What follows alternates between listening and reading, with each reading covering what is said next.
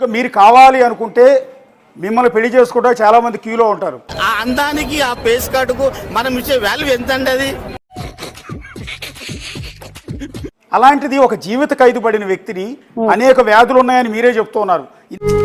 అంత మాట్లాడేసిందేట్రా.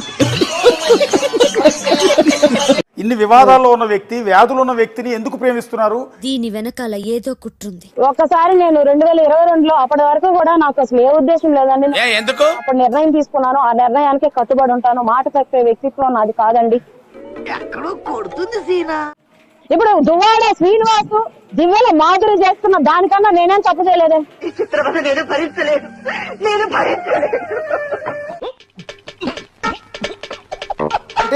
అంటే మీరు సొసైటీ గురించి మీకు తెలిసిందేనండి. చేస్తుంది కదండి ఆలింగనం అంటున్నారు కదా మీరు, అది అలా వాళ్ళు చిత్రీకరిస్తున్నారండి. దానిలో ఏముందండి తప్పు? నేను చేసుకోబోయే భర్త అంటే పబ్లిక్ అయిపోయారంటారా మీరు? భర్తకించేశారా? ఏ భర్త ఏ భార్యతో కాపురాలు చేయకుండా ఉన్నారండి ఈ రోజుల్లో? చెప్పవే, నేను వింటాను కదా. ఓ చెప్పే. నేను ఆ మనిషి జీవితాన్ని నా జీవితంలోకి తెచ్చుకొని మేము హ్యాపీగా నెల్లూరు రోజులు పెట్టేసి వెళ్ళిపోయేసి ఎంత పిరికి సన్నాసులు సీమలు అలాగరా పుట్టారు. మేము ఎక్కడన్నా బతకాలి, జీవించాలని మంచి ఉద్దేశంతో ఉన్నాను నేను. అసలే సుఖ సంసారం లేనోండి సుఖంగా బతకనివ్వండిరా. అందరిని కూడా రిక్వెస్ట్ చేస్తున్నాను, మీడియాని గానీ, పోలీసు వాళ్ళని గానీ, గవర్నమెంట్ ని గానీ, నా ప్రేమను బతికించండి. సిగ్గులేదేమిట్రా నీకు? ప్రేమ కావాల్సి వచ్చిందా? ప్రేమ ఇంతకు మించి నేనేం చెప్పలేనండి. లేనిపోని అన్ని ఎవరెవరి మాటల్లో ఎవరెవరి ప్రలోభాలతో లొంగిపోయి లేనిపోని అన్ని మీరు స్క్రోలింగ్ లేసి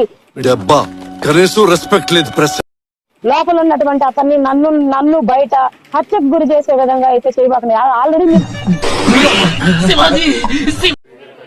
నాకు ఎటువంటి అభ్యంతరం లేదు సార్. నేను చేసుకోబోయే వ్యక్తి, నేను చచ్చిపోయేదాకా శ్రీకాంత్ కోసమే ఉంటాను. శ్రీకాంత్ కోసమే బ్రతుకుతాను, శ్రీకాంత్ కోసమే చచ్చిపోతాను సార్. చచ్చిపోమ్మా. అతని కోసం నేను ఇంకా నాకు ఆప్షన్ లేదు. నేను బతికితే అతని దగ్గరే బతకాలి, అతని దగ్గరే ఇచ్చేయాలి. ప్రేమించాను, నన్ను ఇంట్లో ఉన్నదాన్ని వీధిలో పడేశారు అందరు కలిసి. ఎంత ఘోరం జరిగిపోయిందిరా. లేదని తెలియదు, జనాలు తెలుసుకుంటారు. మీరు వాళ్ళ కష్టాల్లో ఉన్నారు కాబట్టి మిమ్మల్ని ఏడిపించో, మిమ్మల్ని ఇంకా ఇబ్బంది పెట్టి, మిమ్మల్ని గ్రిల్ చేసి అనండి సార్ అనండి. మీరు పెద్దోళ్ళు మీరు అనొచ్చు, నాలాంటి చిన్నోళ్ళు పడచ్చు. ఇష్టం వచ్చినట్టు అడిగి మిమ్మల్ని ఇబ్బంది పెట్టడం నా ఉద్దేశం కాదు. తిట్టాల్సినవన్నీ తిట్టారుగా, ఇంక రెస్పెక్ట్ ఎందుకులేండి. మా ఛానల్ కూడా ఉద్దేశం లేదు.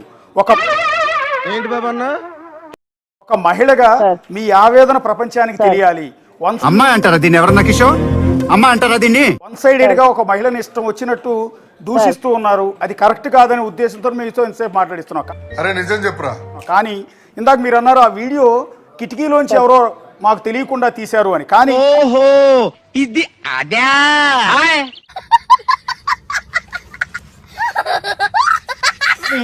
వీడియోని ఇప్పుడే నేను ఒకసారి చూస్తున్నాను లైవ్ లో.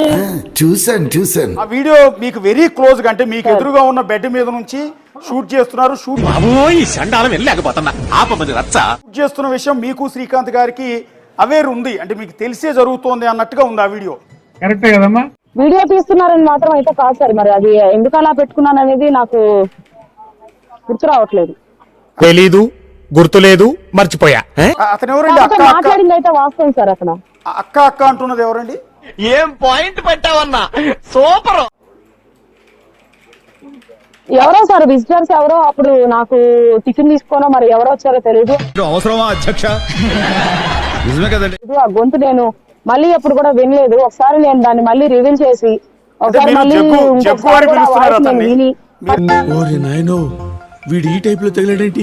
నేను మీరు జగ్గు అని పిలుస్తున్నారు, రెండోది షుగర్ టాబ్లెట్ వేసుకున్నావా అని కూడా అంటున్నారు. అంటే